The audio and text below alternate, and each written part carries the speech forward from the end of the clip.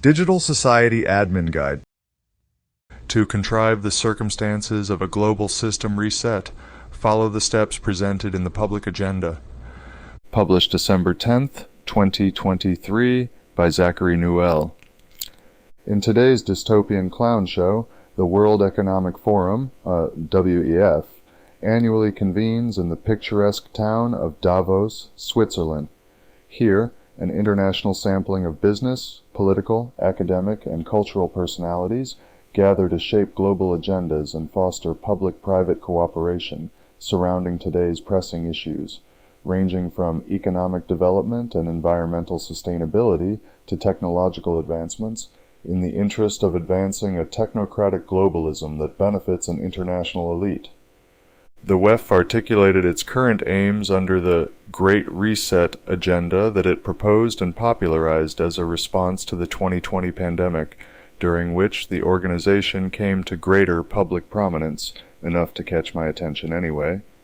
Envisioned as a comprehensive shift of global economies and societies toward a model it calls stakeholder capitalism, the initiative promotes the accelerated adoption of technologies associated with the Fourth Industrial Revolution, a transformative era during which artificial intelligence, robotics, and automation revolutionize the economies of the developed world, and biotechnology revolutionizes the food industry and healthcare, as a proactive approach to navigating the profound societal impacts of technological progress.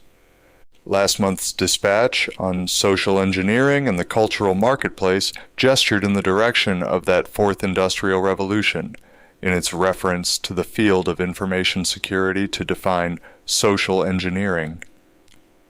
The Great Reset emphasizes global cooperation in implementing its public-private collaborations, and relies on the concerted activities of states, businesses, and other stakeholders, like NGOs, to accomplish them. That the organization and its agenda should have gained public prominence during the pandemic, and that it co-sponsored with the Johns Hopkins Center for Health Security and the Bill and Melinda Gates Foundation.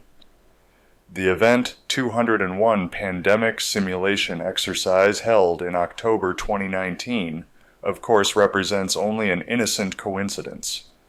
While returning customers will recall last month's dispatch delved into present-day tensions in the Republic of Panama stemming from the 21st century recurrence of the same imperial resource extraction that the people of the Panamanian Isthmus have endured for half a millennium, those few, if any, who might have glimpsed inside the Radio-Free Pizza Kitchen would know, too, that the original inspiration for featuring Panama in a dispatch here had been the country's resurgent popularity in an American traditionalist reactionary discourse that, today, seems especially interested in implicating the WEF in the perceived decline of American geopolitical eminence. For, as Ann Vandersteel wrote in a post on the 26th of September, along with a purported picture of a World Economic Forum, or WEF, flag, quote, "The U.S. government abandoned Panama. The United States military compounds are either totally run down or worse, occupied by globalist psychopaths. The first ship to transit the canal after we gave it to Panama was from China. Today, China has a massive presence all over Central and South America. Your government let that happen. This is the old SouthComm base, known as Fatah Clayton, and today the WEF flies their flag. Are we going to let the CCP and WEF take it all?" End quote. Sounds like a scandal, right? But community notes soon appeared explaining that, quote, "The flag hanging next to Panama's is the World Food Program flag and not that of the WEF," end quote. In fact, that's pretty clear when you view the photo. Unfortunately, these community notes weren't added quickly enough to keep Vandersteel from reporting the same day, on her Right Now podcast, about the flag that clearly, even in her own video stream, doesn't match the WEF's. Quote, "These flags you see? That's right, the World Economic Forum flag flying overhead of the old USS SouthComm, which was Fort Clayton in Panama. The U.S. government has abandoned Panama, which is the American crown jewel of Latin America. The United States military compounds are either totally run down, or worse, occupied by, as I said, globalist psychopaths. We, the Americans, built the canal, and we, our government, I should say, gave it away. Jimmy Carter, remember? The Panama Canal Treaty? Did you know that the first ship to transit the canal after we gave it away to Panama was from China? Today, China has a massive presence all over Central and South America. Your government has let that happen. Panamanians love Americans, and they're asking, where are the Americans? So just remember that. The old SouthComm base, known as Fort Clayton, today flies the World Economic Forum flag on top of it. Are we going to let the CCP and the WEF take it all? End quote. I find it interesting to note how many of the phrases she speaks match the text of her post, and how closely. I believe they must have been written ahead of time, since Vandersteel posted at 12:07 a.m., but her videos stream live at 8 p.m. again. Too bad the community notes didn't appear quickly enough. Try to imagine my disappointment.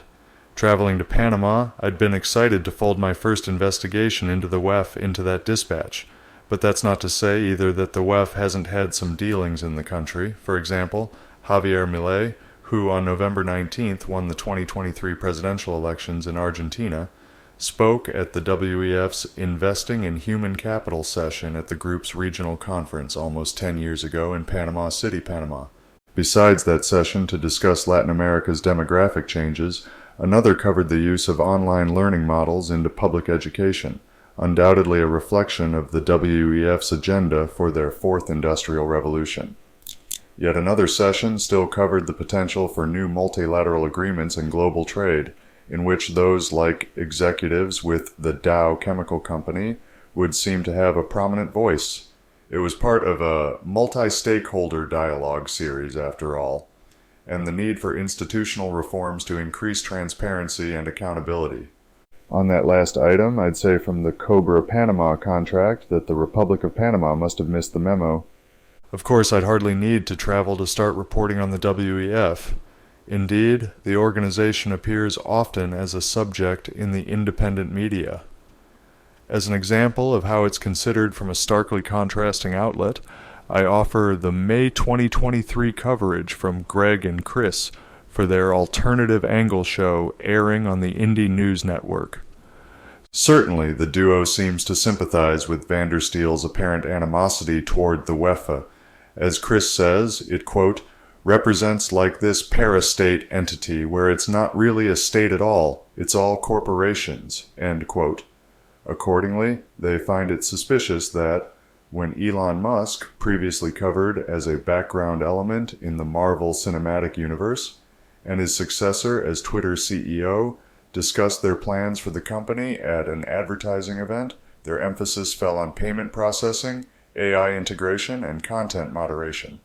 All that, of course, is a far cry from the supposed commitment to free speech that purportedly inspired him to purchase Twitter, and lays the infrastructure for further censorship on the platform. Chris argues further that Elon Musk's stated goal of using his purchase of Twitter as a springboard to launching an everything app for Western markets align closely with the WEF's Great Reset agenda for the Fourth Industrial Revolution. Quote, so we know that Twitter, he renamed it to X, so that means that Twitter really is a DBA. It's not actually Twitter, it's X doing business as Twitter. One of Elon Musk's first companies was X.com. Almost 20 years ago, he had a company called X.com that was a bank/payment processing.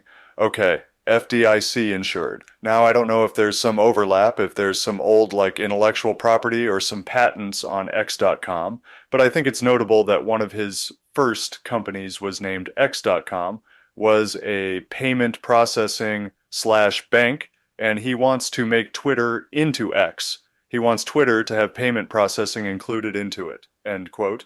Certainly Musk and Yaccarino's plans to develop Twitter as a platform for digital payments dovetail nicely with the WEF's support for central bank digital currencies, CBDCs, which dates at least to the organization's first digital currency governance consortium convened in 2020 and the Central Bank Digital Currency Policymaker Toolkit, released in January of the same year, from the WEF's Center for the Fourth Industrial Revolution. Surely the WEF would also look approvingly on any plans to develop further the infrastructure for digital censorship. On that fourth industrial revolution, Chris gives us his gloss, explaining that the WEF aims, quote, to make us all kind of live in boxes, live in freaking the metaverse, and give away our biometric data so they can sell it to advertisers and they can basically control all of our habits, end quote. While Musk's payment processing ambitions for Twitter still unfold, telling employees at the end of October that he expects them to transform the app into a payment processing service in 1 year, the ongoing rollout of CBDCs continued. A mere 4 days after the above episode of Alternative Angle premiered on YouTube, the Digital Currency Monetary Authority, DCMA, announced the launch of Unicoin, an international CBDC for transacting cross-border payments at the International Monetary Fund, IMF, Spring Meetings 2023. Knowing, first, that the IMF has taken such a keen interest in CBDCs, keen enough to publish a virtual handbook advising global policymakers that, quote, a strategy to guide engagement with stakeholders should be developed early on, end quote, and second, that the IMF acts as an imperial apparatus to aid the capital order in the global extraction of wealth, the WF certainly seems to share interests with suspicious company. So, what do we really know about the WEF?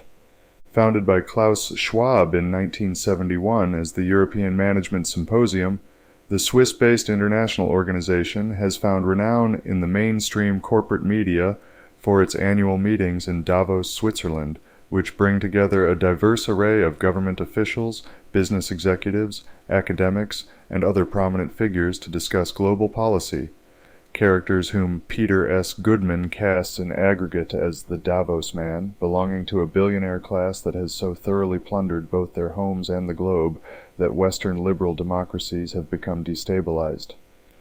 As Johnny Vedmore reports for Unlimited Hangout, Klaus Schwab was born in 1938 in Ravensburg, Germany, to Eugen Schwab, a mechanical engineer with Escher Weiss, a Swiss firm that manufactured Nazi warplanes and part-operated the only hydroelectric plant capable of producing heavy water for the Nazi atomic weapons program.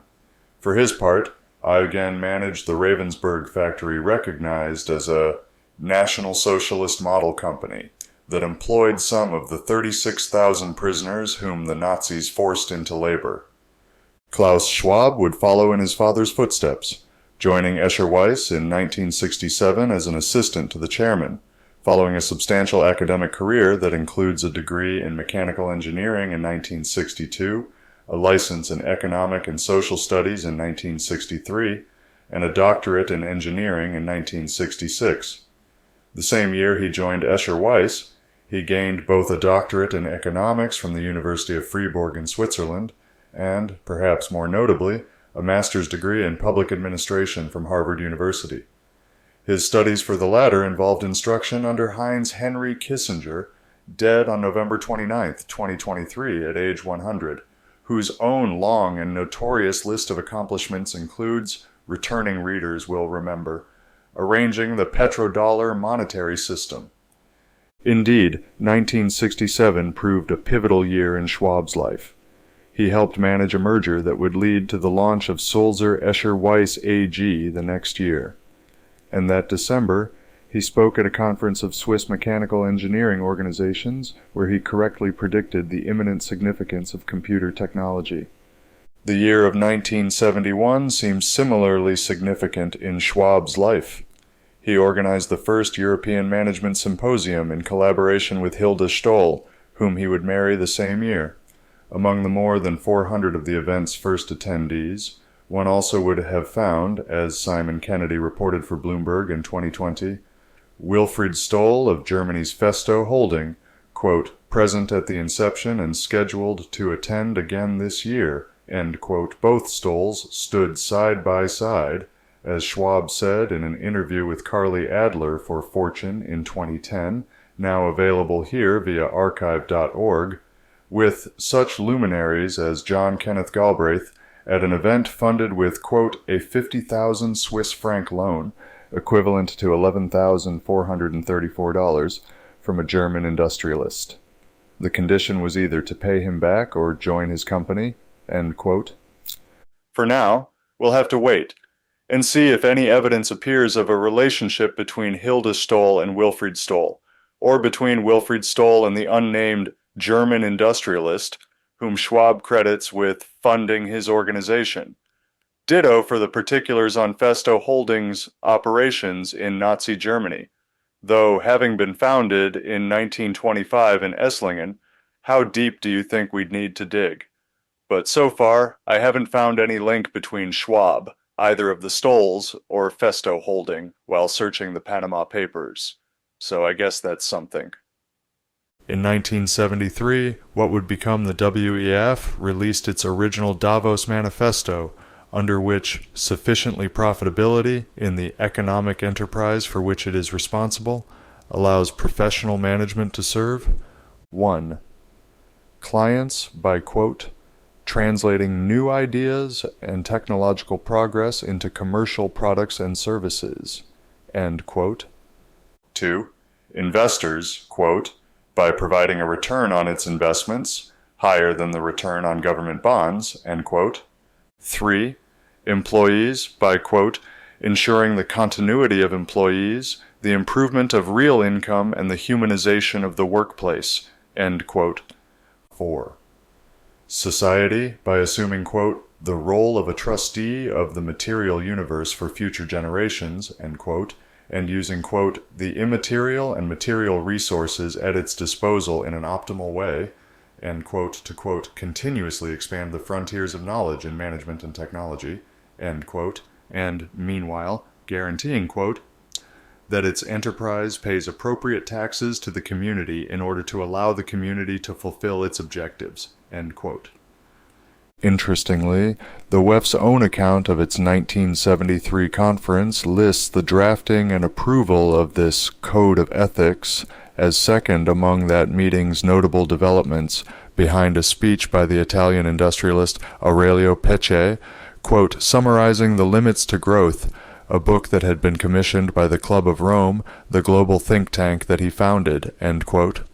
Half a century later, addressing that report's concerns about, quote, the sustainability of economic growth, end quote, and, quote, the choices that society had to make to reconcile economic development and environmental constraints, end quote, seems to have remained top of mind at the WEF, which in December 2019 released its updated Davos Manifesto 2020, the universal purpose of a company in the Fourth Industrial Revolution.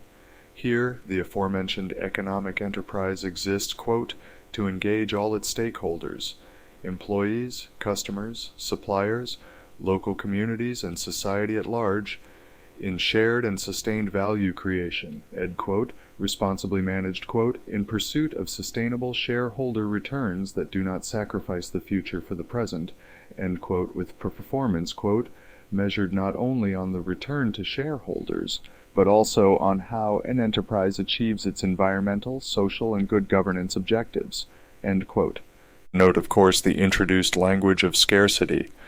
Don't miss either the reference to the fulfillment of ESG objectives, previously explored on Radio Free Pizza as a vector for cultural austerity, though at that time we didn't have this term for it, as a fundamental measure of value creation.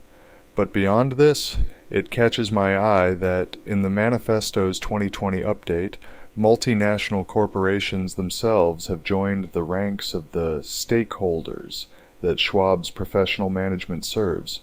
Quote, a company that has a multinational scope of activities not only serves all those stakeholders who are directly engaged, but acts itself as a stakeholder, together with governments and civil society, of our global future. Corporate global citizenship requires a company to harness its core competencies, its entrepreneurship, skills, and relevant resources in collaborative efforts with other companies and stakeholders to improve the state of the world. End quote. That, I'd say, represents the fascist ideology of technocratic globalism required to sustain the prevailing capital order.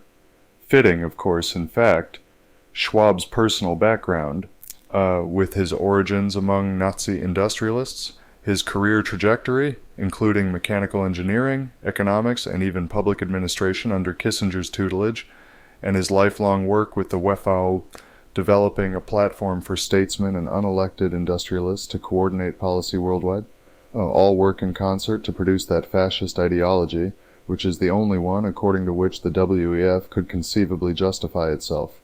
Discussions at each Davos conference shape economic and policy agendas globally, as one must necessarily conclude from Schwab's own evaluation at Harvard University, where Schwab studied under Kissinger, acknowledging that graduates of the WEF's Young Global Leaders program, quote, penetrate the cabinets, end quote, of governments around the world, including, quote, half of Canadian Prime Minister Justin Trudeau's cabinet, end quote, including, of course, Chrystia Freeland, current Deputy Prime Minister and Finance Minister of Canada, who sits on the WEF's Board of Trustees, and who, returning customers will recall, descends from a Nazi collaborator.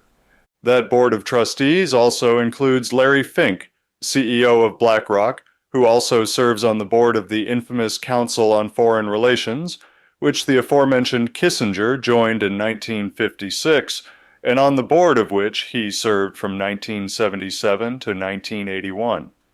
Longtime customers of Radio Free Pizza will recall BlackRock from our slice in July 2023, when we reported on one of its corporate recruiters estimating at $10,000 the cost of purchasing the legislative influence of a U.S. senator. Between these two examples of Fink and Freeland, we have a snapshot of the WEF as a public-private cooperation. The chief executive of an international financier and a Western politician who, as a young global leader, was ideologically groomed to practice the stakeholder model of governance that the WEF champions, under which industry seems to negotiate the public policy that elected officials implement. So, like I said, it's easy enough to see why someone wouldn't like the WEF. In that regard, I certainly share an affinity with right now's Anne Vandersteel mentioned at the start of today's dispatch. She seems also to have an animosity, which I find agreeable, toward Fink's BlackRock and other wealth management firms, as detailed in her reporting on Panama. Quote, BlackRock and Vanguard have a strong foothold in Panama. That's right, if you like your Big Mac with special sauce, lettuce, tomatoes, cheese, blah blah blah, you can find that too. Don't worry, the Americans are here with their fast food, Persian bazaar, get her done yesterday mentality. BlackRock and Vanguard represent right here with McDonald's. They're gonna shove it down your throat one way or the other. End quote. Here, Vandersteel seems to present BlackRock and Vanguard as embodying the practices responsible for U.S. imperial decline, also evidenced for her in Panama's nominal sovereignty over the canal zone through the shares they control in international brands like McDonald's, represented here as one forced on consumers, that she stages as emblematic of a particular American short-sightedness. That, she seems to suggest, is the same flaw of national character to blame for what challenges have arisen in operating the Panama Canal, such as saltwater intrusion, an El Niño drought reducing water levels available in Gatun Lake for the canal's lock system, which also supplies drinking water to Panama City, and the increased demand for that same reduced fresh water from Panamax supertankers. Meanwhile, Vandersteel also seems to suggest that while the international elite represented in the WEF posture as environmentalists or humanitarians, they in fact take advantage of the challenges resulting from that characteristic American negligence for the sake of corporate profits. Quote, while all of these non-governmental organizations pretend to be do-gooders and we gotta protect the species and the water and the blah blah blah, they're also the very same globalist psychopaths that are behind the funding of these things to increase the profitability for their global corporations. Let the consequences be damned if environment is harmed, if humans are harmed, etc., etc. End quote. On the face of it, I can't disagree with her. I'm sympathetic, for example, to an analysis of ESG finance and of identity politics as progressive liberal substitutes for wealth redistribution, a socially engineered bait and switch in the discourse of the professional managerial dialect. But in saying all this, Van der Steel seems to do little more than encourage U.S. imperialism and the exercise of the Monroe Doctrine, lest, quote, the CCP and the WEF take, end quote, Panama and Latin America. I believe that is, ironically, the precise course of action which, I hypothesized in our last slice of Radio Free Pizza, has historically served the capital order and its beneficiaries, the same psychopathic globalists whom Van der Steel excoriates. For some time now, journalists and independent media have worked to track the WEF agenda as emblematic of international trends toward technocratic fascism in the globalized neoliberal economy. The suspicions surrounding the WEF expressed on both Right Now and Alternative Angle both provide examples of those efforts and serve as a credit to those commentators' instincts for locating the sphere of global governance, where power dynamics and agendas often operate beneath the surface. If recent years are any indication, the WEF, with its modern-day involvement in shaping public policy, its messaging surrounding changes to society's institution that it says the Fourth Industrial Revolution will demand, and its promotion of the Great Reset for the global 2020 pandemic response, has situated itself at an important intersection between geopolitical forces, economic interests, and global monetary mechanisms. Accordingly, it remains crucial for observers to critically engage with the WEF's actions and objectives. Understanding the true nature and impact of organizations like the WEF is an ongoing challenge, one that demands continued investigation and analysis. But, sadly, I'd say Van der Steel's mistaken coverage and the ideology that her coverage serves to promote show that, this time, she failed to meet that challenge.